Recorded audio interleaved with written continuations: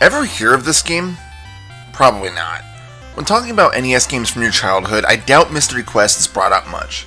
That's because as much as I'd really like to enjoy the game, it's kind of unremarkable.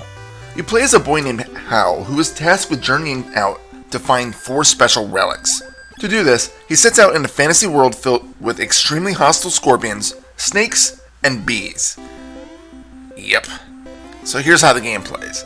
You control Hal as he moves right and left, and typically you want to be moving to the right. Enemies will approach you, and you press B to fling your unlimited amount of magical shots at them. Most enemies will require a few strikes before being defeated, and don't think that they're dead, they're gone for good, as most enemies will respawn immediately once the screen scrolls. This can easily throw you off, because you might be trying to move back to get a bit of extra speed, only to find the enemy you just mashed into a pulp breathing again. It doesn't help that enemies are invulnerable if they're hiding behind bushes. Seriously, the magic that you have won't hit enemies that are obscured by an object. This can be a bit frustrating if you try to sneak out by them, but then they ambush you as you pass, doing damage to you anyway. At least you do get a life bar in Mystery Quest. Enemies typically won't wipe your entire bar out in one strike, at least from what I've seen. And you need to keep in mind that I was only ever able to get to the first castle, which isn't far at all, mind you. It's kinda like the second level. But the enemies do seem to be fair. Of course, they will kick you back slightly when hurting you, but that was pretty much the norm of this genre back in the year Mystery Quest was made. One thing I do need to note is that although there is a life bar, it will slowly trickle down over time, acting as a timer of sorts. There are also no lives, so if you die, it's game over. At least the developers were kind enough to give you infinite continues. And that's a huge plus, because there is one enemy that is worse than anything else in the game. Water. Hal cannot swim, and therefore, anytime he touches water deeper than his knees, he's going to perish. The only time you won't immediately die is if you have the SOS item, which only lasts for the room you're currently in. The SOS acts as a special springboard, and it's actually needed at times to solve the puzzles that lay inside the castle. Okay, so I've only ever seen it required once, but I assume it's needed more. And if you didn't know that this was required, then you probably weren't about to get any further. But back to what I said about the water being your main enemy. Sure, you see some outside, but once you enter a castle, it's littered with holes filled with water. And if you died, it's back to the beginning of the level with you. Not just the room, but the freaking stage. Hope you remember where you're supposed to go, because castles are essentially large labyrinths that require a lot of trial and error. Find a wall? Start blasting it, because some of those blocks may disappear. It was actually in here when I found you could shoot up. And blasting, you will do. Not only will blocks disappear, but some may materialize in front of you as well. Dead ends with plenty of wall space should be shot to see if there's a power-up hidden behind them. Not to mention that shooting is how you run faster.